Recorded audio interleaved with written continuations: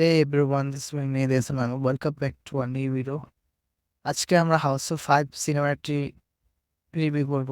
Housefull 5 মুভিটি হলো একটি কমেডি মুভি, রসে ভরা কমেডি ড্রামা, যেখানে সিনেমার বেশিরভাগ অংশ ঘটেছে একটি ক্রুজ শিপে, যেখানে হাস্যকর পরিস্থিতি, ভুল বোঝাবুঝি আর শেষে একটি খুনের রহস্য সামনে আসে। সবচেয়ে মজার বিষয় হলো এই সিনেমার দুইটি এন্ডিং দেখতে পাওয়া যাবে, মানে 5A, হাউসফুল 5A এবং 5B দেখতে পারবে। আপনি দুটি আলাদা এন্ডিং দেখতে পারবেন। সিনেমাটি দর্শকদের অনেক হাসিয়েছে। অক্ষয় কুমারের দুর্দান্ত কমিক টাইমিং তিনি আবার প্রমাণ করেছেন কেন তিনি বলিউডের অন্যতম সেরা কমেডি অভিনেতা।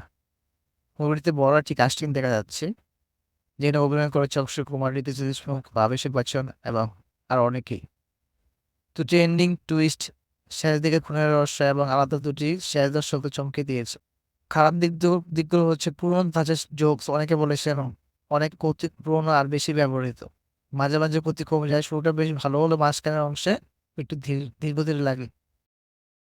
এক কথা হাউসফুল 5 মানে হচ্ছে একদল চরিত্র, প্রচুর ভুল বোঝাবুঝি, হাসির দৃশ্য আর রহস্য ভরা শেষ। আপনি যদি মজার হালকা সিনেমা পছন্দ করেন তাহলে এটি উপভোগ করবেন, কিন্তু আপনি যদি এরকম বুদ্ধি গল্প অন্য কিছু দেখতে চান তাহলে হয়তো এটা আপনার জন্য নয়।